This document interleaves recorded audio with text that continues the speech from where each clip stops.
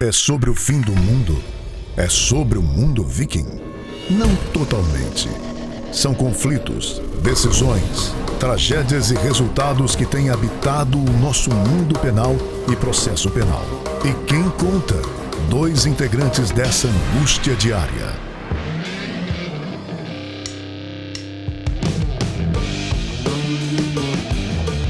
Olá, você assiste e escuta agora o podcast Processo Penal Ragnarok, o seu podcast do fim dos tempos. Meu nome é André Guache, estou aqui novamente com Américo BD.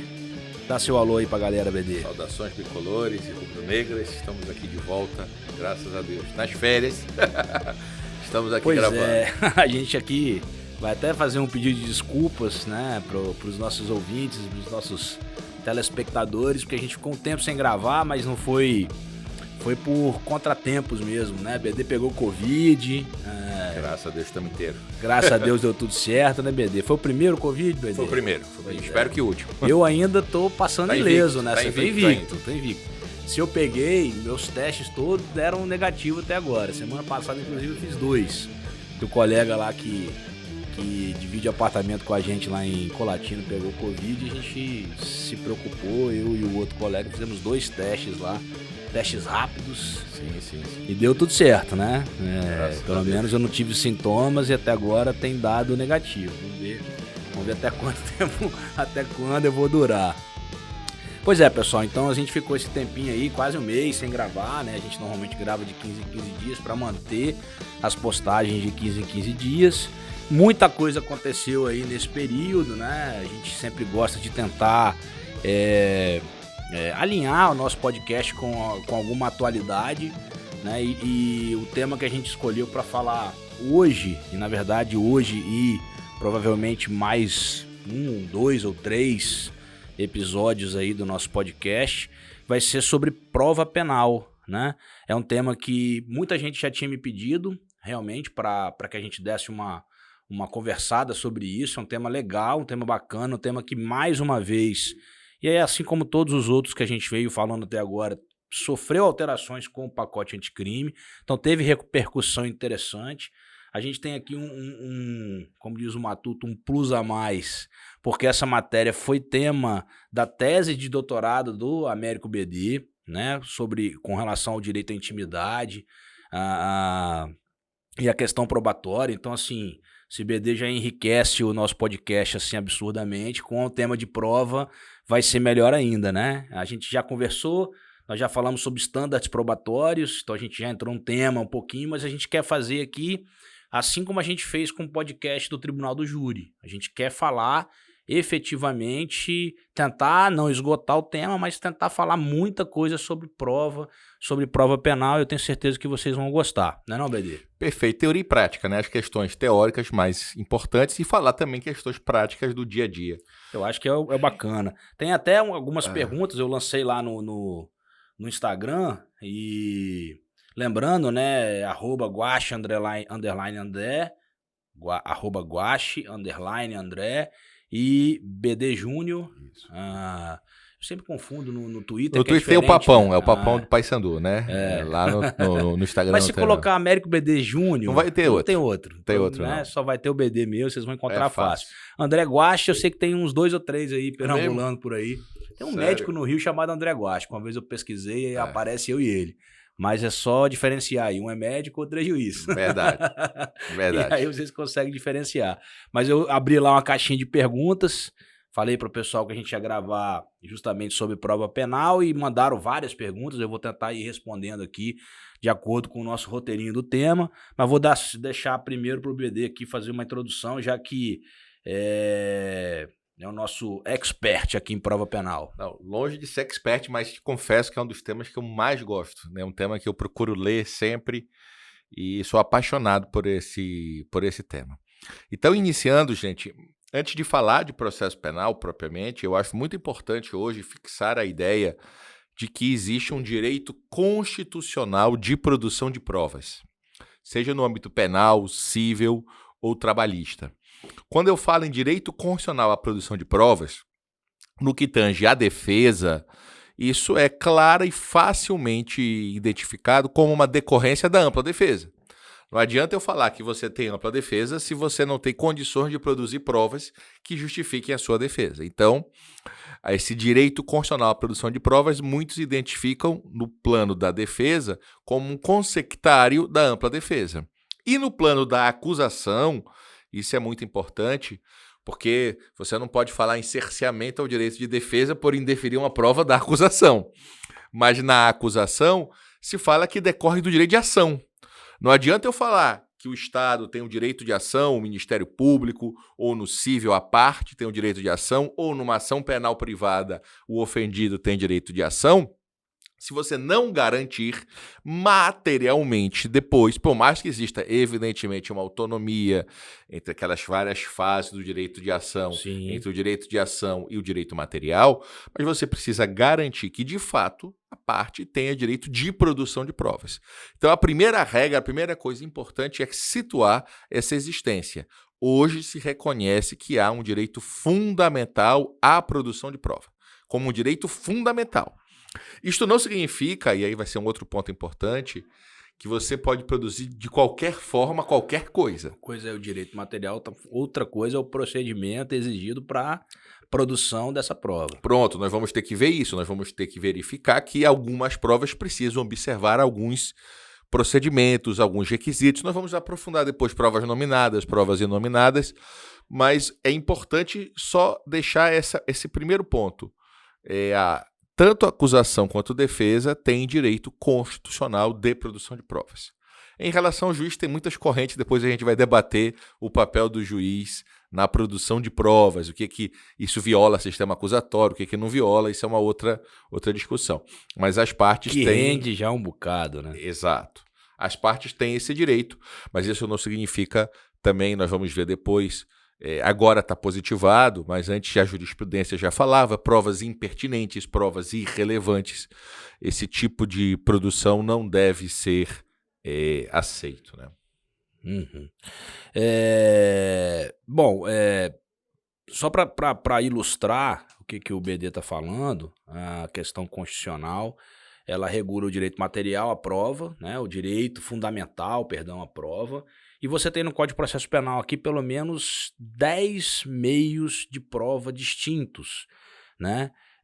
O CPP, então, ele vai contemplar ali um procedimento, um sistema, né, de procedimento ali, regulando provas a serem produzidas no processo penal. E, evidentemente, que ela não é um rol exaustivo, né, até porque nós temos determinações, previsões de prova em legislações extravagantes, e nem mesmo as provas eventualmente enumeradas em legislações extravagantes em conjunto com o processo penal, elas são exaustivas, né? Hoje é difícil, eu acredito, até eu nem consigo pensar mais num exemplo, mas é possível sim que você possa produzir alguma prova que não esteja especificamente prevista na legislação. É só lembrar... Desde que ela não seja ilícita. É só lembrar que a Constituição expressamente fala isso, né? Todas as provas são válidas desde que observada a ideia de prova lícita, que você não viole direitos fundamentais. Você tem provas, por exemplo, no processo civil hoje, com o novo CPC, você já tem, por exemplo, a ata notarial, que não tem previsão no processo penal, mas você pode usar a ata notarial como prova. Sim. Você tem... Não tem regulamentação no Código de Processo Penal, bom exemplo. Inclusive, foi uma das perguntas que mandaram aqui pelo Instagram, de como faz para fazer prova de mensagens por WhatsApp, que hoje é uma discussão interessante dentro do processo. Isso, no penal já tem uma gravidade. Nós vamos aprofundar isso depois, que é o problema de cadeia de custódia. Porque a ata notarial, por exemplo, para essa questão digital... ela prova que o notário viu que está ali, mas ela não garante cadeia de custódia. Você não sabe se foi suprimido, se o cidadão apagou ou não, perfeitamente. Você tem que ter uma perícia, né? Então é algo que não é tão simples. E as pessoas acham que juntar o printzinho na petição ali ou como documento já é suficiente para provar o alegado. Mas enfim, a gente vai se aprofundar. Mas só para pincelar aqui, nós temos perícias em geral, interrogatório, confissão, disposições relativas ao ofendido, testemunhas, acariação, reconhecimento de pessoas e coisas, documentos, busca e apreensão, lá no artigo 240 a 250 do Código de Processo Penal. Contando aí, nós temos 10 capítulos ali, né, falando sobre provas. Nós tivemos diversas reformas, e a gente sempre cita essas reformas A reforma de 2008, que foi a primeira grande reforma, né, do Código de Processo Penal, mini reforma do Código de Processo Penal, as leis 11.689, 11.690 e 11.719 fizeram profundas alterações na questão da questão probatória no Código de Processo Penal. Além disso, o pacote anticrime trouxe alguns questionamentos, né? Nós tivemos um caso de repercussão que a gente vai comentar sem entrar muito no caso especificamente, mas que pode ter algum tipo de interpretação no que diz respeito a uma alteração do pacote anticrime, né, sobre gravação ambiental. Eu cito duas situações específicas aqui de decisões do Supremo Tribunal Federal. Uma, só para a gente introduzir mesmo, a gente pode aprofundar um pouco depois, no que diz respeito àquela expressão da condução coercitiva para interrogatório, né? Que o Supremo reconheceu a inconstitucionalidade, dizendo que não era possível a condução coercitiva do investigado, réu, para interrogatório, né? Até porque nós temos ali o direito ao silêncio, né? Então isso foi cotejado pelo Supremo e foi considerado inconstitucional. Nós temos inclusive uma súmula vinculante hoje. Só um parênteses importante. A DPF 395. E isso é como investigado ou como réu. Sim. Continua existindo condução coercitiva de testemunhas. Testemunha, sim. E investigado e réu, esse é um outro ponto importante. Ele pode ser conduzido para fins de identificação. Então, se você tiver, por exemplo, um procedimento de reconhecimento de pessoas que exige a presença do réu ali, você pode conduzi-lo. Existem autores que defendem que pelo direito ao silêncio ele não seria obrigado a participar. Mas a posição que prevalece, e a ADPF não trata dessa questão da identificação, tem que se fazer a distinção, a posição que prevalece aqui no reconhecimento de pessoas, quem produz a prova é quem vai reconhecer, e não o réu. A pessoa simplesmente ela tem um grau de invasão da sua privacidade mínima, né? Ela só tem que ficar parada. Exato. Né? E ao lado de outras pessoas, então prevalece de fato que é possível essa condução. Então é preciso só ter esse cuidado quando for tratar quando a gente fala até de condução de testemunha, as pessoas...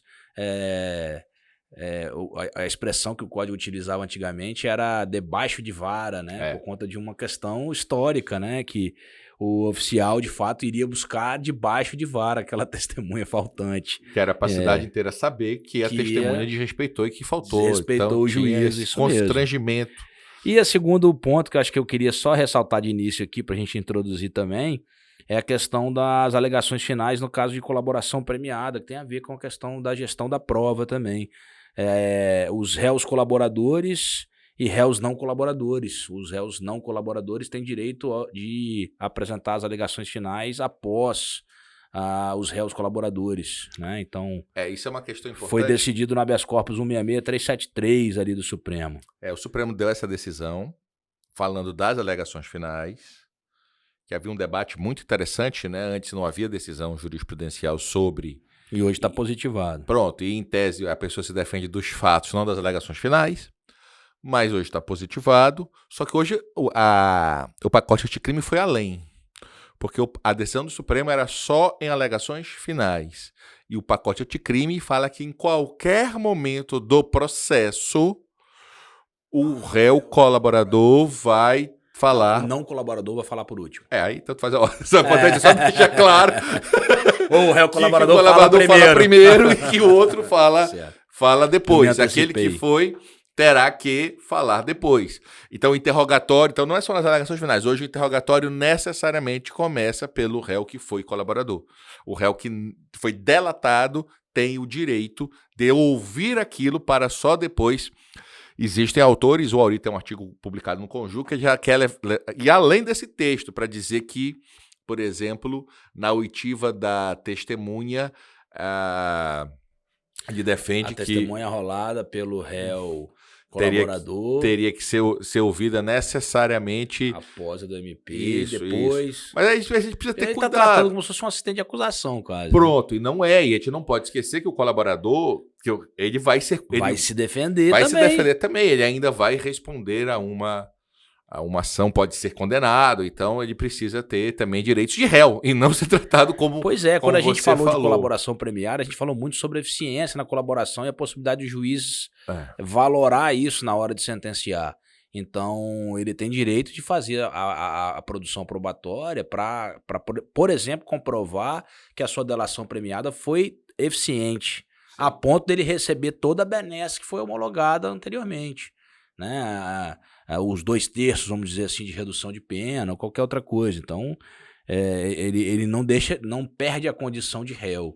E eu quis citar isso porque o que parecia que o Auri estava defendendo naquele artigo é que ele estava tratando praticamente o colaborador como um assistente de acusação, e não é isso. Por isso Aí começam a se exagerar, né? É isso, só essa cautela que eu acho importante a gente pontuar. Sim, que agora a lei ampliou, de fato, foi além da decisão do Supremo, são em todas as fases, mas entre os réus, aí não vai ser tratado como uma testemunha, você tem que colocar isso, porque ele queria que o interrogatório fosse feito antes da oitiva da testemunha, na verdade. Não dá, tem que ouvir as testemunhas antes, não tem como. Para que a testemunha de defesa pudesse se defender daquilo que o colaborador falar. Não, mas ele não é testemunha. A não ser que ele esteja naquele processo só como testemunha. Aí outra conversa, lógico. Sim. Mas se ele estiver só como testemunha, aí não precisa, porque ele já é testemunha e vai falar antes. Né? Agora, interrogatório, com todo respeito, me parece complexo. Também. Bom, seguindo aqui um roteirinho, a gente vai lá no básico do básico, conceito, finalidade da prova. Eu gosto de um conceitozinho simples, né? Conjunto de elementos produzidos, mas aqui tem uma coisa interessante. Finalidade da prova. Quem é o destinatário da prova? Né? Eu acredito que BD também, o destinatário da prova é o juiz. É aquele que vai receber os elementos de convicção para poder julgar. Então, não se destina as provas às partes. A prova é destinada ao juiz, ao julgador. Aí nós temos várias questões nessa fala, várias questões que são importantes. Inicialmente, eu penso que o juiz, a gente tem que fazer uma interpretação ampliativa, porque o juiz não instrui o processo só para ele. E é muito importante a gente deixar claro isso. O juiz instrui o processo também para o tribunal e para os demais que vão julgar. Então, porque alguns falam assim, o objetivo da prova é a captação psíquica do juiz. Você prova para convencer o juiz subjetivamente. E como eu gosto da escola de Girona, da ideia de uma concepção racional da prova, eu penso que a prova não é pela captura psíquica do juiz. Você tenta comprovar de modo o mais objetivo possível. A ideia é que qualquer pessoa que lesse aquilo ali tivesse condições de chegar ao mesmo raciocínio. Porque a gente busca, com as provas, comprovar a veracidade de um fato. É claro que se a gente for discutir verdade, a gente faz 50 podcasts e não chega a um conceito de verdade. Impossível. Nós vamos ver verdade como coerência, verdade como... A própria busca da verdade real no processo penal é muito criticada, né? Pronto. Começa por aí. Isso nós vamos depois tratar, que eu acho muito importante esse tema. No Brasil, é bom de colocar isso. A Alemanha reconhece a necessidade, a própria Espanha. Veja, quando eu digo que a busca da verdade real ela é criticada e ela no Brasil é confundida com o sistema inquisitivo, com a ideia de tortura, eu não estou dizendo isso, eu só estou dizendo o seguinte, eu não posso naturalizar um processo sem verdade. O ideal, especialmente no processo penal, é que o que aconteceu no mundo dos fatos seja refletido no processo exatamente aquilo que aconteceu. Eu costumo fazer a seguinte diferença. A verdade real, ela é importantíssima. Nós temos que buscar a verdade real. Eu acredito, na verdade, que é dever do Poder Judiciário buscar a verdade real. É dar a resposta, a melhor resposta correta. Isso não significa que você pode se utilizar de qualquer procedimento para a busca da verdade real. Como é que você vai buscar a verdade real? Respeitando o procedimento do Código de Processo Penal, respeitando os princípios constitucionais, respeitando os limites constitucionais. Ponto. Então é essa coisa que se faz com a verdade real, de como se a gente quisesse buscar a verdade real a qualquer custo, passando por cima de direitos fundamentais, como se essa fosse a regra do processo penal, que eu acho equivocada, que eu acho que é um discurso retórico. Mas não é isso que deve ser feito. Aliás, a gente vive falando isso aqui, né? A gente precisa, eu gosto de uma analogia que o BD faz. Qual que é o objetivo do futebol? O gol. Vale gol impedido? Não. Vale gol de mão? Não. Mas o objetivo é o gol. Qual que é o objetivo, um dos objetivos do processo penal? A verdade. É buscar a verdade. Vale buscar a verdade com prova ilícita? Não. Vale buscar a verdade invertendo a oitiva de testemunhas, vamos colocar o seguinte, para tratar de uma nulidade relativa. Não. A regra é que não vale. Pronto. E não é só no processo penal. É muito importante essa ideia. Sim, o sim, Peter Habeler tem um livro muito interessante que foi traduzido para português, que é o papel da verdade no Estado Democrático de Direito. O quanto a verdade ela é essencial. Esse livro do Peter Habeler é muito curioso, um parênteses, porque ele se dá o trabalho de fazer todas as citações que Shakespeare fala de verdade. Então ele tem um capítulo só para falar a verdade em Shakespeare. É muito interessante, vale a pena a leitura desse livro do Peter Habeler. Então, assim, a gente tem que reconhecer esse papel da verdade no Estado Democrático de Direito. O Marinoni lançou um livro também muito interessante agora sobre processo constitucional, democracia. Também um capítulo, ele reconhece a importância da verdade como sendo essencial para eu falar numa democracia constitucional, numa justiça constitucional. Então, assim, para terminar as citações, o Bedak e o Dinamarco falam muito bem o seguinte: essa história de verdade formal, eu posso trocar por mentira formal, que não muda nada. Muda nada mesmo. Então, eu não posso trabalhar com mentiras. É claro que eu não vou exigir num processo que o réu fale a verdade, no sentido de que ele tenha que abrir mão, ele tem direito de ficar calado. Ele tem direito de ficar calado. Agora, o Estado tem que tentar respeitar os direitos fundamentais e encontrar a verdade. Então, um processo sem um mínimo de verdade, isso é uma loucura. Você e criar mecanismos para você dificultar ao máximo a chegada dessa verdade é complicado. É o que tem sido feito ultimamente. Veja, direito ao silêncio é uma coisa, direito de tumultuar o andamento do processo, obstacularizar, chicanar. Não. Então, esse é um outro divisor de águas que nós temos que ter quando se trabalha com provas. E aí entra numa outra questão que é importante, que você falou. A gente tem esse hábito, todo mundo fala, testemunho de acusação, testemunho de defesa. Tecnicamente não existe testemunho de acusação. A defesa não está lá nem para acusar, nem para defender. Todas as provas são produzidas no sentido de, por isso que é um dos princípios fundamentais, comunhão da prova. As provas são produzidas para o processo, para que todas as partes, qualquer um tenha acesso. E o juiz também, como destinatário privilegiado, mas também tudo ali está produzido para um eventual controle até futuro, se for o caso, uma revisão criminal, etc. Então, nós não podemos nos limitar a essa ideia subjetiva de que o objetivo da prova é a captura psíquica do juiz, mas a prova ela busca comprovar que um fato existiu. E na medida do possível que o fato exista daquela forma que, de fato, aconteceu, né? Eu mesmo repito, né, isso, que o destinatário da prova é o juiz, mas como forma, não pessoalmente do juiz, sim, mas do juízo, vamos colocar o seguinte, daquele que vai julgar, do julgador. E isso inclui, evidentemente, o tribunal. O BD falou um negócio muito certo, o juiz ele se preocupa, até por um dever constitucional de fundamentação, de fazer exatamente isso. Olha, eu estou sentenciando, não é para eu convencer o advogado e o promotor de justiça. É que esse controle ele vai ser efetivo, o controle da sociedade, o controle eventual do tribunal, dos tribunais superiores, de todas as pessoas que possam ler aquela sentença e identificar, não, de fato, a certeza do juiz está demonstrada aqui fundamentalmente, de forma fundamentada, aliás, né? De forma fundamentada, foi mais ou menos isso que eu quis dizer. Mas a explicação de BD é bem interessante no que diz respeito de que qualquer pessoa, ao enxergar aquele processo, entende que a prova foi produzida e foi avaliada, né, e fundamentada pelo juiz.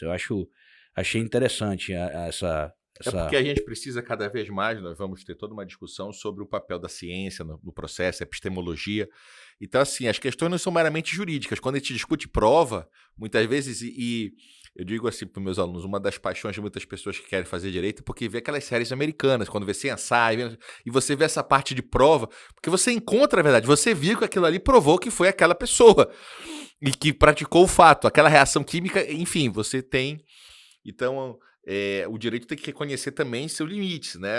Quando estuda prova hoje, a gente tem que falar em epistemologia, por o livro do Badaró, a tese dele é epistemologia, né? Nesse sentido, epistemologia penal. É mais do que estudar regras jurídicas. Nós vamos estudar também questões fáticas e outras técnicas, outras ciências que possam, de algum modo, ajudar a esclarecer o fato como aconteceu. Aliás, então, pegando nesse assunto, qual que é o objeto da prova, então? O objeto da prova são os fatos. Pronto, vamos lá. Aí nós temos várias questões também super interessantes. Por isso que eu estou provocando. Vamos começar. Primeiro, fatos. E aí uma diferença muito importante, eu sempre digo que a gente tem que ter esse cuidado do processo penal para o processo civil. Mesmo os fatos incontroversos, ou seja, alegado por uma parte e não respondido por outra parte, demandam produção probatória. No processo penal não se presume nada como verdade que aconteceu. Você precisa comprovar isso. Então, a regra é provar fatos. Então, fatos precisam ser provados. Lembrando que nem a confissão no processo penal é absoluta. Né? Nós temos, inclusive, uma regra específica para isso, no que diz respeito a fatos incontroversos. O que o BD está falando é que no processo civil nós temos uma coisa chamada contumácia, né? Que são os fatos não contestados, que eles se tornam, em razão disso, incontroversos. No processo penal, se um réu não se defender especificamente daqueles fatos, não significa que ele admite como verdadeiro aqueles fatos. Aí eu quis dizer exatamente porque até mesmo se ele se defender e confessar, essa confissão não é absoluta atualmente. Né? Essa confissão precisa ser confrontada com outras provas. Ela não pode ser absoluta. Pronto. E ela tem limites expressos na própria lei. Por exemplo, a confissão não supre falta de exame de corpo de delito. Por causa do caso dos irmãos Naves, aquele caso emblemático, o próprio artigo 158 do Código é expresso em falar que confissão é vedado suprir falta de exame de corpo de delito. Então, esta meio de prova aqui não serve. Então, assim, a gente tem esse limite em relação aos fatos. E isso dificulta às vezes, porque a sociedade às vezes quer isso. O fato aconteceu, Dantes, não.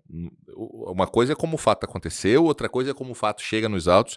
A gente tem que chegar da melhor forma possível, mas tem que respeitar os direitos fundamentais, tem que encontrar o equilíbrio para que isso seja feito. Isso tem até o papel da imprensa, da mídia em cima, porque muitas vezes os fatos noticiados são noticiados de forma enviesada e no processo nós temos um resultado diferente do que foi divulgado pela mídia, e nós temos uma coisa complicada nesse ponto. Nós temos várias pontos. Eu até recomendo o filme que ganhou um Oscar, né, que vale muito a pena, A Caça. Esse filme A Caça é um filme muito interessante que vai mostrar dinamarquês, Exato.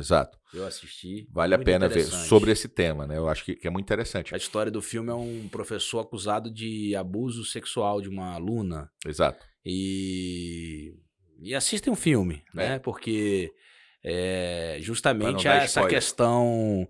nós tivemos aqui no Brasil também. Vamos botar um caso parecido da Escola Base Naval. Escola Base. Caso tradicional, é isso? Justamente isso. O papel da mídia, da imprensa, numa situação como essa, que gerou uma repercussão, né, bem negativa para... E aí nós temos que ter todo aquele cuidado, né? O lugar de punir não é na TV. O lugar de punir é dentro de um processo respeitado todos os direitos fundamentais. Então, quando a gente passa para... Não existe a pena de execração pública. Quando você passa a trabalhar com direito penal midiático, fazendo com que alguém seja elegido como o inimigo público número 1 do momento, isso é algo extremamente que se precisa ter um cuidado muito grande. É mais comum do que nós, né, pensamos. Não só no Brasil. Sem dúvida. A Simone Schreiber tem uma tese de doutorado que foi publicada chamada Publicidade Opressiva, no qual ela mostra, com vários casos, de que modo a publicidade ela pode interferir de modo grave, até no resultado do julgamento. Abrindo um outro parênteses, esse é um tema recorrente entre os alunos, um debate sempre grande, a influência da mídia no júri. Porque se no juiz togado se tem que ter todo um policiamento, e se tem, evidentemente, para que você não julgue de acordo com o que a imprensa quer ou com coisas fora dos autos, por um argumento simples, se você julgar com qualquer coisa fora dos autos, você violou o contraditório. Você não deu à pessoa a oportunidade de se defender sobre este extra-autos. No júri a gente não sabe, porque o jurado não fundamenta. E aí você entra num campo extremamente perigoso de condenar ou absolver alguém por informações que não estão no processo.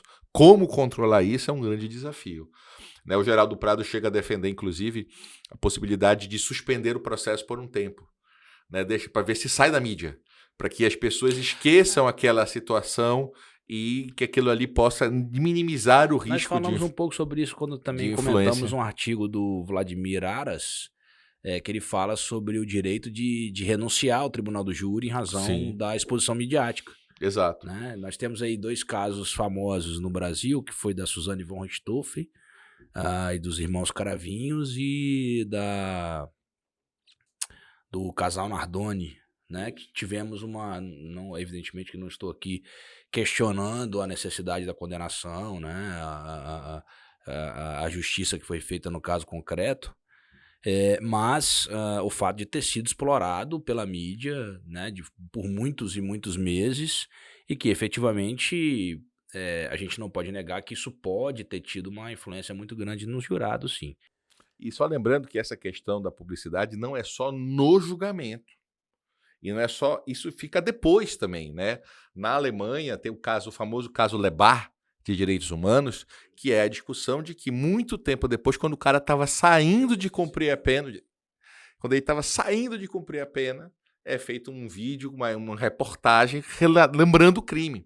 Então, no caso Lebar 1, porque já teve o caso Lebar 2 agora, mais recente, mas no caso Lebar 1, ficou pacífico essa ideia de que não, aqui você pode arranjar um equilíbrio de direitos fundamentais, tu pode publicar sem necessariamente dizer quem foi ou fazer menção à pessoa. Teve também uma discussão sobre essa naquele programa Linha Direta? Teve vários que casos. Eles não tentaram. E o curioso do caso da Linha Direta do esquecimento é que não era para proteger ou discutir a publicidade opressiva em relação ao réu, mas o caso era que a família da vítima, cada vez que ela via aquela reportagem, aquilo causava uma dor, um sofrimento, fazendo com que a família não quisesse mais que aquela reportagem fosse exibida. Então veja aqui que tipo, que consequência... Como é complexo, né?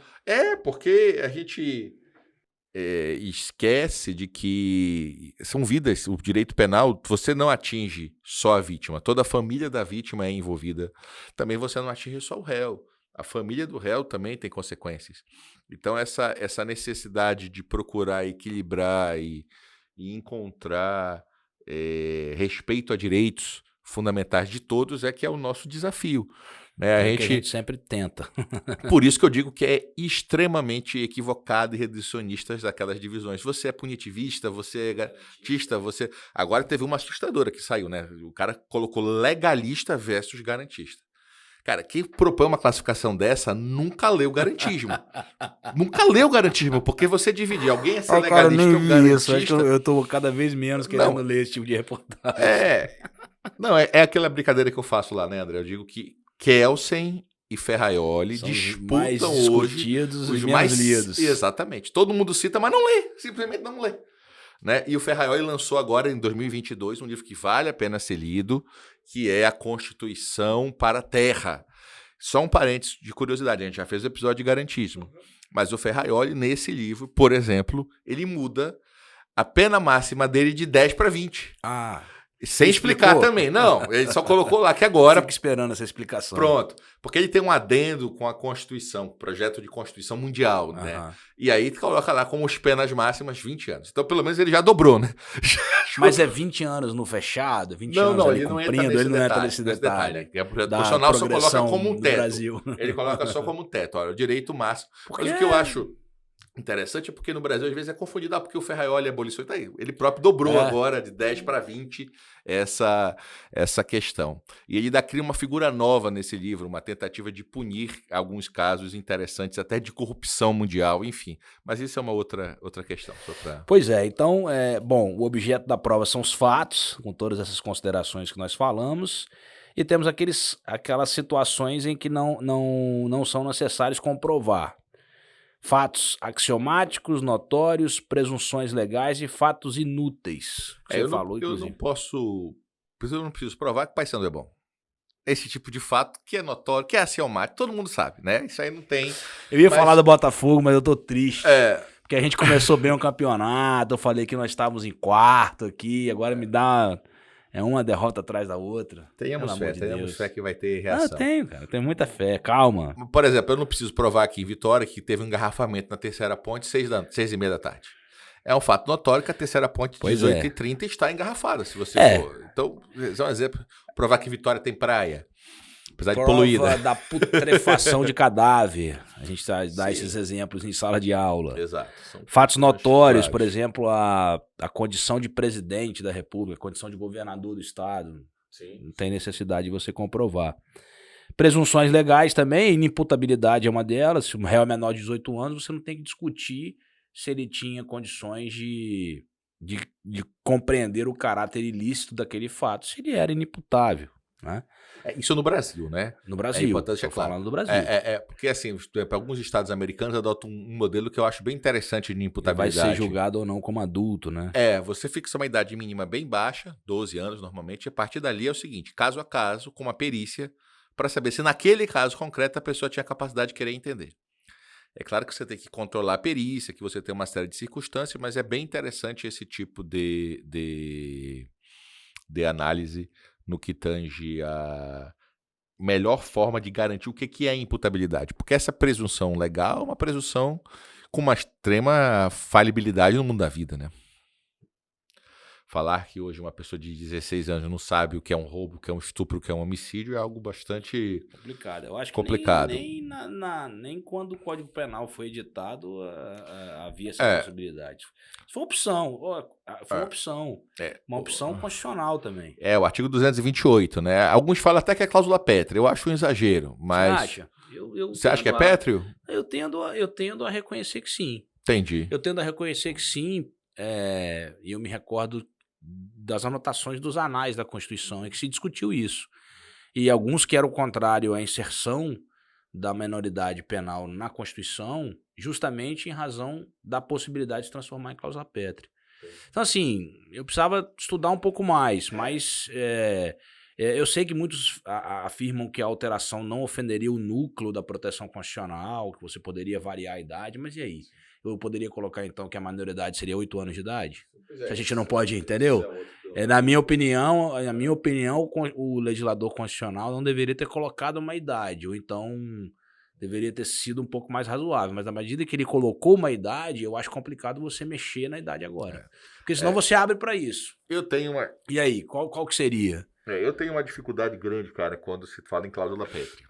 Eu entendo a necessidade de redução de riscos de cantos de sereias, de maiorias ocasionais, mas eu acho que toda geração é livre para traçar seu destino. Eu acho que congelar, dizer que aquilo ali, que a geração de 88, ela pode dizer isso aqui, tocar, a partir daqui, qualquer geração futura, porque, abre um parênteses, né? Eu concordo com isso também. É o que o Canontilho fala do paradoxo de gerações, né? Eu não quero cumprir o que o meu pai manda, mas eu quero que meu filho cumpra o que eu falo. Ora, mas aí é um paradoxo, porque em relação ao meu filho, eu sou o pai. Então é isso. O que a geração de 88 fez? Ela rompeu com o passado, ela fez uma nova Constituição. E ela diz, olha, pô, eu não sou obrigado. Agora eu quero obrigar todo o futuro daqui para frente. Agora, é claro, principalmente nesse momento do Brasil dividido, não é bom estudar muito essas teorias, não. Não é bom abrir a caixa de Pandora. Porque eu acho ótimo quando alguém inventa de fazer uma nova Constituição. Meu amigo, é perigoso. Se fizer uma nova Constituição, a gente não existirá mais a magistratura, BD. Nós vamos ter que fazer outra coisa. Cara... Eu tirei a cidadania italiana, acho que eu vou ser Uber na Itália. Se tiver uma nova Constituição, acho que eles vão extinguir o Poder Judiciário. Cara, você não acha, não? Carnelucci fala que a democracia pode produzir ouro e chumbo. Você não tem, como diz Schumpeter, nenhuma garantia de que a maioria vai decidir de modo certo. E ainda pode pegar a provocação do Zizek, né? Que diz que você é livre para decidir desde que fale a escolha certa. Então vamos repetir 50 vezes até acertar. Não dá. Então, assim, é que eu falo assim, a gente precisa confiar, né, e ter esperança. Mas, de fato, dentro de um discurso, e, por favor, meu único partido é o Paysandu, já falei isso 1000 vezes. Mas dentro da ideia do constitucionalismo... E nosso podcast não é político, pessoal. Pronto. Dentro de uma ideia do que se chama hoje de constitucionalismo abusivo, que existe no mundo, não é no Brasil, você pega exemplos do mundo, da Bolívia, da Turquia, de vários locais... Uma das regras do constitucionalismo abusivo, um dos exemplos privilegiados, além de reeleições sucessivas, é o enfraquecimento dos órgãos de controle. É o enfraquecimento do Judiciário e do Ministério Público. Existe uma campanha hoje objetiva de difamar com o Poder Judiciário. E a gente precisa entender que nós precisamos de um Poder Judiciário. Não precisa ser Américo, não precisa ser André, pode ser, mas nós precisamos de um Poder Judiciário independente. Um Poder Judiciário que não fique preocupado toda hora de ter que se justificar, porque se criam factoides, porque se trabalha com uma ideia de que se ele está fraco, ele é mais fácil passar o trator por cima, como dizia Getúlio Vargas. Quem estudou um pouquinho da Operação Mãos Limpas na Itália, e aí eu não consigo não fazer uma digamos aqui, um paradoxo, né, com a Operação Lava Jato, me parece de caso pensado, né? Nós tivemos na Itália, pós-Operação Mãos Limpas, uma alteração legislativa. E eu não vou dizer, não, André Guache está falando isso não. Não, André Guache está falando isso não. Eu estou usando a mesma frase que o ministro Luiz Roberto Barroso utilizou num processo. Enquanto eu vou te dar a palavra aqui, vou procurar, porque eu me lembro que eu publiquei exatamente essa mesma frase dele, fazendo uma relação. Estou dizendo que a gente sempre falou isso aqui mais de uma vez, a Lava Jato nunca foi... Há dois erros, eu acho, com relação à Lava Jato. A Lava Jato, na época em que ela estava no auge, com um apelo da população muito grande, então, com a exploração midiática muito grande, quem criticava a Operação Lava Jato era escorraçado. Era tido como uma pessoa favorável à corrupção, coautor, isso aí. Não era possível criticar a Operação Lava Jato. E hoje em dia parece que as coisas mudaram um pouco no senso comum. Hoje em dia, se você diz que a Lava Jato foi importante, que a Lava Jato era necessário, porque parece que as pessoas hoje se esquecem que a culpa da operação, entre erros e acertos, que a gente sabe, né, sempre pudemos criticar, quem é independente sempre pôde criticar a Operação Lava Jato, onde achava que deveria. Como se o culpado foram os juízes e procuradores por terem investigado, por terem punido pessoas que, de fato, né, desviaram dinheiro. Então eu acho que esse paradoxo aí da Lava Jato para mim é surreal. Mas eu vou procurar aqui a frase do do ministro Barroso, que ele fala justamente, faz essa analogia com a Operação Mãos Limpas, né? O que está acontecendo no Brasil, e é uma opinião minha, é justamente a mesma coisa. Olha, nós estamos tendo uma reação, bem ou mal, do que aconteceu no pós-Lava Jato. Quando a operação esfriou, a gente está vendo isso. Quando se fala no constitucionalismo abusivo, como eu falei, em relação ao enfraquecimento dos juízes, a Corte Europeia já reconheceu e condenou países por violar direitos de juízes, justamente no sentido desse enfraquecimento. Porque faz parte. Por favor, a frase. Para depois eu Barroso falou, num voto específico. Ele disse, olha, quem acompanhou o que aconteceu na Itália conhece o filme da reação da corrupção. 1. Mudança na legislação ou na jurisprudência. 2. Demonização de procuradores e juízes. 3. Tentativa de sequestro da narrativa e cooptação da imprensa para mudar os fatos e recontar a história. As palavras do ministro Roberto Barroso. Então não sou eu que estou aqui, né, fazendo proselitismo nenhum, não. Isso aqui foi um ministro do Supremo Tribunal que falou, e eu adiro as palavras dele. Então quando a gente fala assim do que está acontecendo hoje com o Poder Judiciário, uma das principais causas é o pós-Lava Jato. Talvez uma tentativa de defesa da classe política, né, que se ficou muito tempo acuada. E aqui eu repito, a gente tem críticas enormes à operação, à atuação de algumas pessoas, temos, a gente também não vai ignorar isso. Mas a reação que tem sido feita em face aí do Ministério Público, em face da magistratura, ela tem sido pesada. E eu não sei como é que estão resistindo até hoje. A gente esperança que depois da tempestade venha a bonança, que você consiga de algum modo equacionar essa questão. De fato, eu volto a repetir, numa democracia madura se tem instituições fortes e não heróis.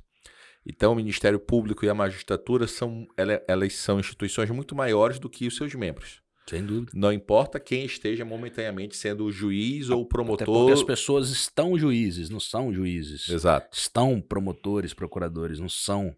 Exato. Passageiro. Então nós precisamos, de fato, ter mecanismos para combater a corrupção. Né? E é preocupante. Todas as pesquisas eleitorais, e não importa qual seja o partido, falam que a corrupção hoje não é algo relevante no país. Não se passou mais a ser considerado um tema importante. Foi um tema importante durante a operação e que agora é um tema que, digamos assim, está tudo certo, está tudo tranquilo. E não se pode naturalizar. É aquela história, nós precisamos, de fato, ver que tipo de sinal nós vamos enviar. Você pode enviar, tem aquela frase, eu não lembro se a gente já falou aqui, já falou dos vermelhos, verdes e amarelos, eu não lembro, acho que não. No que tange a corrupção, é um exemplo sempre citado de um cara do México, que ele conta o seguinte: você coloca $1 milhão e uma câmera. e coloca uma pessoa. Aí ele vai falar o seguinte, 5% com câmera, sem câmera, não vai pegar. Porque 5% considera, de fato, que é errado. Tem uma formação moral, entende que o que não pertence a ele. Beleza. Outros 5%, esse que ele fala, seriam os verdes. Outros 5% seriam os vermelhos. Seria o seguinte, meu amigo, ele vai pegar, vai destruir a câmera, vai dizer que não foi ele, vai dizer que é montagem, não está preocupado. Então já temos 5 para um lado, 5 para o outro. E os 90%, que é o grosso. A pergunta é, a câmera funciona? A pergunta não vai pegar. Se a câmera funcionar, eu não pego. Ou seja, o sinal que o sistema dá, os incentivos do sistema para a corrupção ou desincentivos é que controla o país. Não dá para esperar só a moral das pessoas. Você precisa de um sistema que, de algum modo, diga, não dá.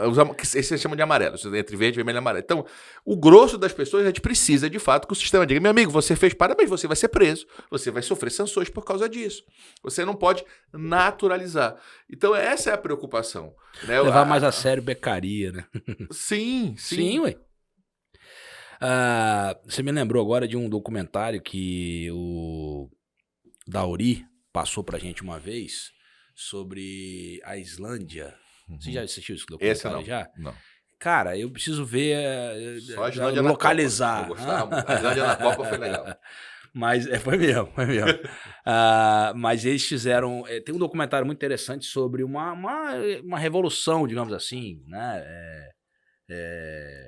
Popular. Por causa daquela notícia que vazou, aquele que o cara tinha uma conta no estrangeiro, só pelo fato de ter uma conta no estrangeiro. Cara, eu tenho que lembrar exatamente quais eram os fatos. Eu sei que eles fizeram inclusive fizeram uma espécie de Constituição Cidadã, que foi assim, um projeto, uma espécie de ONG, que eles se juntaram e fizeram uma Constituição nova que, não, evidentemente, era só representativa, né?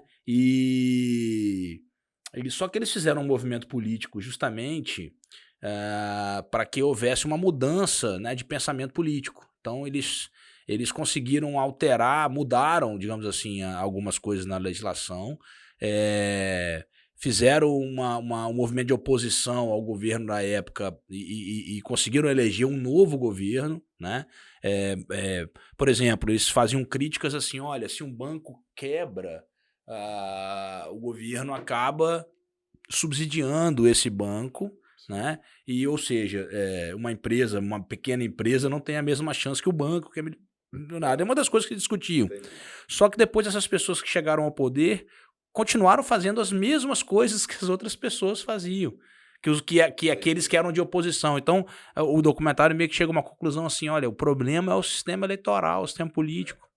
Não é você tem que mudar o sistema político, o sistema eleitoral, você não consegue mudar só com promessas, digamos assim. Aquela acontece aqui clássica, também. Né? Nada mais liberal que um conservador no poder, nada mais conservador que um liberal no poder.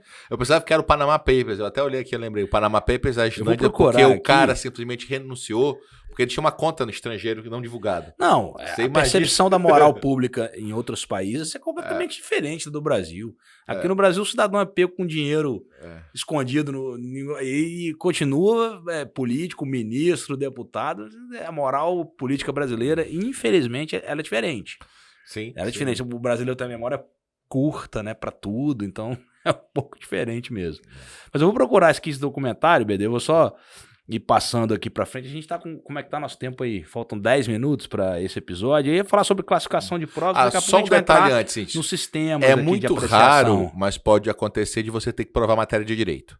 Então, no que tange a direitos estadual, locais, municipal ou estrangeiro, você tem que provar teor e vigência. Teve um concurso de juiz federal, que é uma pergunta clássica, né? De prova assim, eu posso ter que provar lei municipal em direito penal? Porque a nossa lei, a nossa matéria, diferente dos Estados Unidos, é só a União que legisla em matéria penal. Só que a gente não pode esquecer que existem normas penais em branco. E que, às vezes, principalmente em matéria ambiental, você se vale regulamentos. Isso mesmo. Áreas de reserva ambiental, aqui, por exemplo, CETIBA, é uma lei estadual que regula aquilo ali. Então, você vai ter que provar num processo penal, eventualmente, teor e vigência dessa área ambiental de CETIBA, de Soretama, porque ela complementa a norma federal. Então, esse tipo de vigência estadual, municipal e estrangeiro, você aí tem que provar matéria de direito, né? É excepcional. O normal é se provar só matéria fática. Mas matéria de direito, a gente também pode ter. O juiz não é obrigado a conhecer direitos estaduais, municipais. Só para eu falar da questão, foi feito um movimento na internet, foi em 2011, entendeu? E eles fizeram uma constituição, o Parlamento da Islândia recebe nessa sexta-feira, em 29 de julho de 2011, o primeiro projeto de constituição do mundo formulada com sugestões populares enviadas por meio da rede social da internet. Então eles se juntaram assim, fizeram uma constituição para o mundo, uma coisa muito interessante. Isso resultou fizeram conselhos constitucionais transmitidos pela internet. É muito legal esse documentário. Eu quero pegar o nome do documentário. A Europa tentou fazer a Constituição para a Europa, mas foi votada e não foi aprovada. Então, assim, nem eles conseguem se entender. Mas o próprio Ferraioli tenta fazer... meio John Lennon, né? A gente não consegue entrar um acordo nem no nosso bairro, né? Quanto mais a nível mundial. Mas a gente tem patamares mínimos civilizatórios que precisam ser acordos inegociáveis. Eu acho que esse que é o nosso grande dilema. Ou como disse o Ferraioli, esfera do não decidível. Temos coisas que nós não podemos dizer que está aberto à discussão. Nós precisamos estabelecer um patamar mínimo de direitos humanos, e esses direitos humanos não é uma mera opinião. Quer dizer, você... pegando o que está na moda aqui no Brasil. Não é uma opinião ser racista. Não há direito fundamental de ser racista, por exemplo. Então, você tem que ter limites do que tange a direitos. Existe algo que é inegociável, aqui no Brasil, né? Hoje em dia, as pessoas confundem liberdade de expressão com muita coisa, né? Sim, esse é um tema que não tem consenso, que cada vez mais a gente precisa discutir, principalmente na internet, em redes. O próprio Estados Unidos está revendo os parâmetros que era o grande baluarte mesmo da emenda 1 e da liberdade de expressão, mas o fato é que a gente precisa ver que palavras machucam, palavras agridem, palavras têm consequências muito sérias no mundo da vida. Então... tem gente que não acha, não. Tem gente que acha que a internet é terra sem lei. É um problema. Mas vamos lá, classificação das provas. A gente vai chegar aqui daqui a pouco em sistema de valoração, para que a gente, né... Mas, enfim, só para a gente continuar no roteirinho, né? A classificação é quanto ao objeto, quanto ao valor, quanto ao sujeito. Objeto, provas diretas e provas indiretas. Essa é uma classificação de Malatesta e de alguns autores que a gente precisa ter até cuidado, né? Porque... Eu gosto porque eu sou meio pragmático, né? Quando eu dou aula, eu gosto de pegar as classificações, porque é aqui que eu vou nos exemplos, né? Perfeito, é porque a prova... Mas é só por isso. É que o maior cuidado que eu tenho que ter é que a prova indireta é prova. Nós vamos discutir indícios. Sim. Então, assim, se discute assim, você pode condenar por indícios? Isso é um tema muito sério e muito importante. Na verdade, a classificação de indício eu coloco aqui em prova não plena. Sim. Prova plena é prova não plena. Aí tem um indício, a prova não plena, um indício fundado a suspeita, que tá lá, inclusive no 240 para o segundo, prova prima facie ou prova de primeira aparência. Na aula eu divulgo até um videozinho de uma situação tanto quanto engraçada aqui para ilustrar para os alunos, que é para saber o que, por exemplo, essa prova de primeira, a prova prima facie, né? Um cidadão num comérciozinho assim, e chegam uma moto, o carona salta, entra com provavelmente uma arma na mão, que dá pra ver, e aí ele entra e na verdade ele sai de lá arremessado pela janela. Aí eu pergunto aos alunos, o que você acha que aconteceu aqui? Olha, a primeira vista, o cidadão entrou para cometer um crime de roubo e o outro cidadão reagiu em legítima defesa, mas a gente não sabe o que aconteceu lá dentro. Tá? Então a gente não tem como ela é meio que um processo dedutivo mesmo, né? Por isso se chama de prova de primeira aparência. A gente deduz da imagem, mas posso dizer 100% de certeza que isso aconteceu? Eu posso também, se um cidadão foi cobrar, né, e não foi assaltar, foi fazer uma cobrança, não sei. Né? Então é basicamente essa questão que comprar arma pro revólver que estava em porta. Uma bala. Enfim. Você tem várias versões. A imagem, existem na várias verdade, versões. as pessoas acham que vídeo, principalmente divulgado na mídia, é prova plena para tudo, né? Como se aquele vídeo fosse efetivamente... o vídeo pode gravar num momento... Claro, perfeito. Um vídeo de um homicídio, por exemplo. Ele prova a injusta agressão anterior. Não prova, por exemplo, a injusta agressão anterior. Não prova que o sujeito não pode ter agido em legítima defesa. Tá muito cuidado com esse negócio de vídeo. As pessoas têm essa mania de achar, não, filmou, não tem o que fazer. Não, E hoje com as deepfake é coisas mais têm- complicado ainda, porque o vídeo é falso às vezes. Muitas vezes, né? Então, você coloca pessoas falando coisas que elas nunca falaram. Então, assim, é assustador a tecnologia, aonde nós estamos chegando. O que a gente pode confiar de fato, né? Porque essa é uma preocupação muito grande quando você trabalha e a tecnologia, né? Essa semana agora na Navara, a gente sempre tem, infelizmente, uma quantidade grande de processos de carteira de motorista falsa.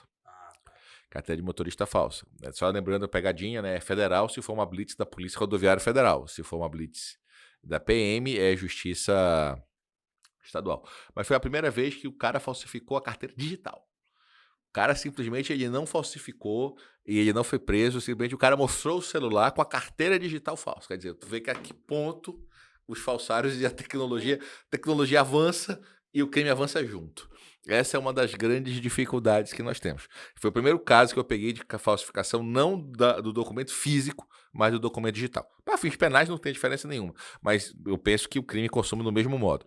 Mas o que eu digo é isso. Quando a gente vai discutir provas, sempre uma briga de gato e rato, porque você tem novos fatos, novas tecnologias que acabam, às vezes, dificultando.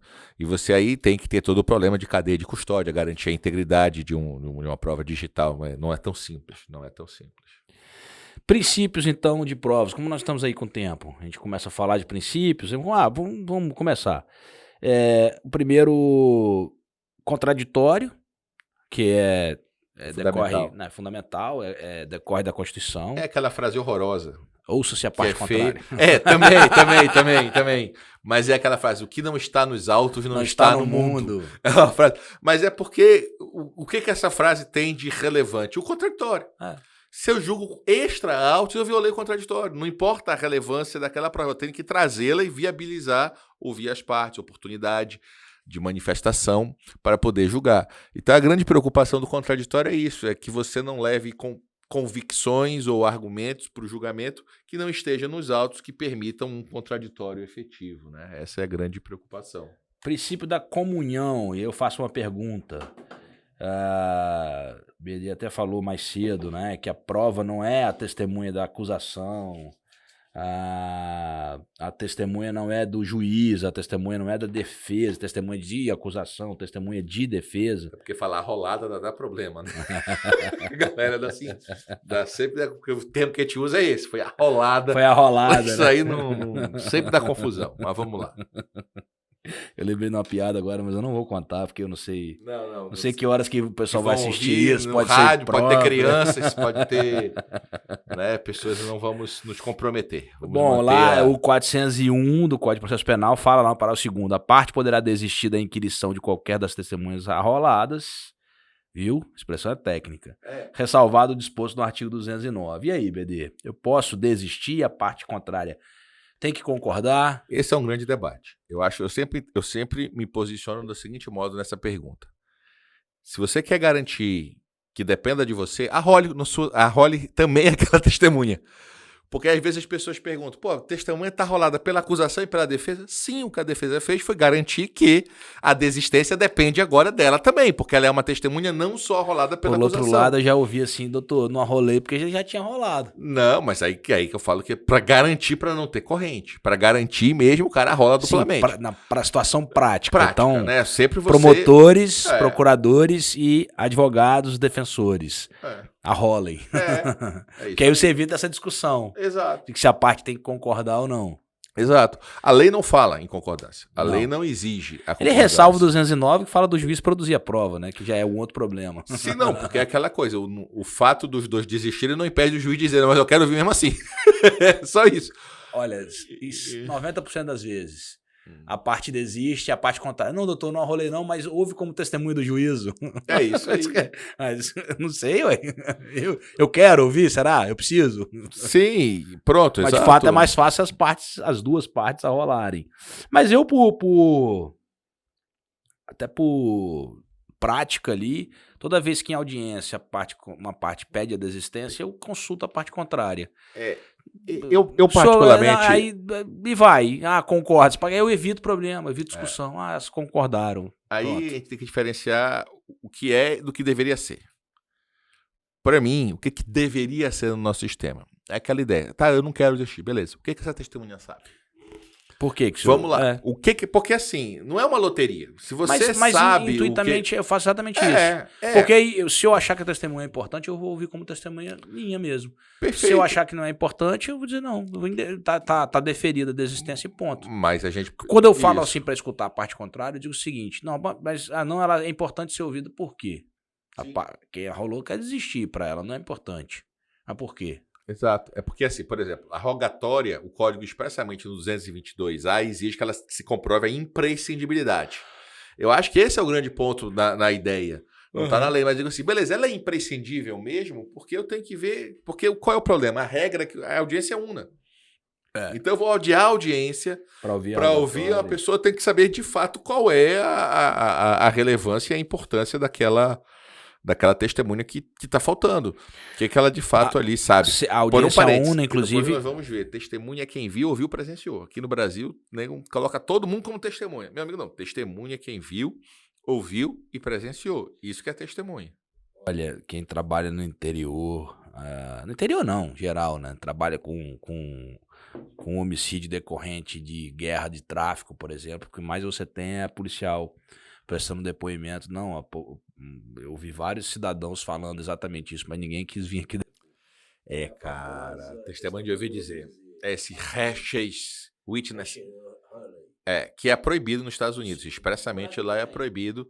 O STJ deu uma decisão, exato. A gente falou na época do júri, nós falamos da possibilidade de pronúncia com base em provas com base primeiro em provas, em elementos apenas do inquérito.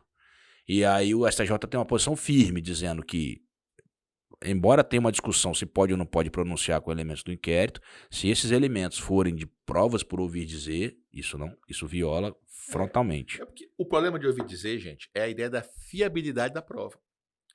Quem brincou de testemunho sem fio, de telefone sem fio quando pequeno, sabe, cara. Tu fala um negócio aqui e chega ali totalmente distorcido. Então a testemunha não é quem falou, é quem diz, só que é o que você fala, né? Testemunha é a pessoa que está no lugar errado na hora errada. O cara não quer, o cara vai correr risco de vida, o cara não quer, principalmente no tráfico, não vi nada, não sei, aquele macaquinho, não sei nada, não falo nada, não vou ouvir nada. Porque vai sobrar para mim, vai sobrar para testemunha. E sobra. Então, e assim, mas como o pessoal brinca, a tese do namoro não funciona, né? No crime de falso testemunho. Qual é a tese do namoro? Todo mundo sabe. Eu não menti, eu omiti. Então o cara fala, não, eu não vou falar, mas se você prova que ele sabia, tem um crime. Tá, mas aí tem um crime, mas ele tá vivo. Se ele fala, ele vai morrer. Então... O que é melhor? Responder por falso testemunho, na omissão ou... O Estado não chega, o Estado de bem-estar social não chega ali, o cara acaba que fica refém. Não estou justificando, não estou dizendo o mundo como ele é, não como ele deveria ser, né? Princípio da publicidade. Então, a regra é que as provas sejam públicas, evidentemente que nós temos exceções. Sim, né? sim. Mas a regra... No Brasil, no processo penal em si, durante muito tempo, eu posso ter uma percepção talvez muito particular daqui do Espírito Santo, mas todo o processo que envolvia corrupção, se era uma praxe de se decretar o sigilo do processo. Veja, o problema do sigilo, às vezes, tu tem quebra de sigilo bancário. Perfeitamente. Mas você decreta peças. Você também precisa decretar Hoje o processo todo. Hoje em dia, com o processo judicial, a coisa mais legal que existe é o processo judicial eletrônico nesse ponto. Por quê? Porque eu posso decretar o sigilo só de um documento. Ou um ou mais documentos do processo. Exato. Então, o processo ele precisa ser público. Ele precisa ser público. Inclusive, há uma discussão hoje sobre as audiências por videoconferência, que as audiências são públicas. Então, é necessário até que se garanta mesmo que as audiências, que qualquer pessoa possa assistir a audiência, ainda que ela seja por videoconferência. Então, esse link do processo, por isso que o link da audiência tem que ir no processo. Sim. Você vai fazer audiência lá para o aplicativo Zoom, por exemplo, que é que a gente usa na justiça estadual aqui. O link vai para o processo, porque qualquer pessoa que quiser assistir essa audiência entra. Desde que não seja uma audiência, né, que envolva sigilo. Como questões que envolvam menores, família e tal. Mas a audiência é pública, as pessoas podem e devem, né, assistir, podem querer assistir. Então a gente tem essa... Publicidade é bom para todo mundo, inclusive para o Poder Judiciário, claro, especialmente para o Poder Judiciário, para mostrar que nós não podemos transparência, esconder nada, pelo contrário. Autorresponsabilidade das partes, é o que o BD falou aqui também. as partes elas assumem essa consequência, né, da inatividade ou da omissão ou da negligência com relação à prova. Então, se você tem uma discussão sobre se a parte deve concordar ou não com a desistência, você tem que ter a responsabilidade de arrolar aquela testemunha também. E, por fim, princípio da não autoincriminação. São esses princípios que eu anotei aqui, BD, relativos à prova, para a defesa a gente falou no início também. Não autoincriminação, nós tivemos um podcast específico para isso, quando nós falamos sobre a possibilidade do réu responder apenas as perguntas do seu advogado. A gente vai remeter aqui o leitor para lá, porque a gente vai focar um pouco mais na questão, que a gente vai entrar daqui a pouco no sistema, né? Mas a autoincriminação garante, evidentemente, que o réu não tenha que produzir provas, né, que o incrimine, né? Ele não pode ser obrigado a ter um comportamento ativo que possa lhe prejudicar. Acho que eu vou fazer um resumo nesse sentido. E nós temos aquela discussão que a gente até passou aqui, de que, por exemplo, o reconhecimento de pessoas, ele pode ser sim conduzido coercitivamente para isso, mas não pode ser obrigado, por exemplo, a escrever uma carta para perícia grafotécnica. Daí ele já começa a avançar um pouco mais, ou então fornecer um elemento para a prova de DNA, né? Por outro lado, se ele soltar uma guimba de cigarro, sim, lembrem, pessoal, estou falando aqui deixo claro que processual brasileiro. Que países subdesenvolvidos, Estados Unidos, Alemanha, Portugal, Itália, você pode obrigar. Aliás, se não houver risco de... Um caso interessantíssimo decidido nos Estados Unidos, você me lembra o caso aí, foi justamente um cidadão que dirigindo alcoolizado, ele estava no hospital e colheram o sangue dele, e essa prova foi validada, porque nos Estados Unidos foi considerado, foi Suprema Corte. Me lembra o caso aí que se a gente estuda sempre, quando a gente vai falar sobre direito à intimidade, daqui a pouco a gente vê o nome aí. Mas foi considerado justamente que a invasão à privacidade foi mínima, mesmo que ele tenha sido furado para a retirada do sangue, nesse ponto em específico. E tem uma... Depois eu vou pegar esse caso aqui, que eu acho que eu tenho anotado aqui no meu material, depois eu vou procurar. Mas eu acho que a gente chegou a uma hora, né? Só para terminar. Vamos, pra gente porque voltar. Existe uma decisão que eu acho muito importante, muito mal divulgada no Brasil, o habeas corpus 115.767 do Paraná, né? 115.767 do Paraná, uma decisão da ministra Rosa Weber, com várias citações importantes, e essa decisão da ministra, só para falar um trecho dela. Estou lendo o que a ministra Rosa Weber escreveu nesse... Assim, vírgula, apesar de não serem comuns manifestações vulgares no Brasil de que direito ao silêncio preveniria a colheita compulsória de material biológico do investigado ou do acusado, concluo que se trata de afirmações acríticas a respeito do Instituto e que ignoram a origem histórica, a função atual e a compreensão dele no direito comparado. Tá? Da esquerda e da direita a porrada, né? Nos dois lados. No caso presente, porém, sequer é necessário ingressar na questão por isso. Então ela aqui deixa claro que quando você estuda direito comparado, você vê o Brasil tá meio estranho. Não é assim que a banda toca no mundo. Quer dizer, será que também só a gente protege direitos humanos? Será que, de fato, o resto da humanidade, um bando de violadores, quando com legitimidade, com uma causa provável, com um argumento necessário, respeitar os direitos, né, não vai ser tirar sangue da coluna do cara, não é isso. Mas com tudo isso, será que nós não temos que pensar que às vezes possa ter um interesse público, enfim, mais importante no que lhe tange a colheita compulsória? Está aqui o habeas corpus, se tem um número, cada um depois leia, que vai fazer uma análise citando o código alemão, o código italiano e várias outras na França, vários casos sobre o tema. Mas também você só cita país violador de direitos humanos, né, BD? Democracias atrasadas como essas que você citou. Verdade. Aqui não precisa avisar que é ironia não, né, pessoal? Não é o Twitter não, né? Não, Sheldon. Tem que avisar, né? Só que o pessoal não sabe que é Sheldon, né? Sheldon é Big Bang Theory. Não vão saber mesmo. Então Sheldon sempre falava isso, ironia, pra deixar claro quando... Que eu sou nerd, né, cara? Então, eu assisti muito do Big Bang Theory. E agora tem Young Sheldon, sensacional. Não, esse eu não conheço não. É o jovem Sheldon, ele com 8 anos. Já tem 5 temporadas, é sensacional. Sensacional. Vou procurar. Young Sheldon. The Big Bang Theory é um dos melhores seriados que tem. Bom, a gente chegou ao final, então, desse primeiro bloco aqui de provas penais. A gente vai prosseguir. Pra vocês terem uma ideia aqui, eu tenho 77 slides de uma aula sobre prova, de um curso, né, de provas, e a gente tá no 8º até agora, então acho que vai render um bocado. Eu falei, provas é uma delícia, dá pra falar uns 50 podcasts, eu gosto muito. Então vamos lá, pessoal. Obrigado mais uma vez aí pela audiência, né? Quem nos acompanha pelo YouTube, Processo Penal Ragnarok, quem nos acompanha aí pelos outros, meu Deus, fugiu o nome aqui, Spotify, Deezer, o Apple Podcast, Google Podcast, todos esses também nós encaminhamos o nosso podcast, e quem quiser ver a gente aí ao vivo e a cores, ao vivo não, mas em a cores pelo menos, no YouTube lá, Processo Penal e pro Ragnarok. YouTube, aqui ó, coração bicolor tremendo de emoção. O Paysandu vai subir esse ano vai. É isso, valeu galera. Um abraço a todos. Um abraço a todos. Produção de podcast Fervo Digital.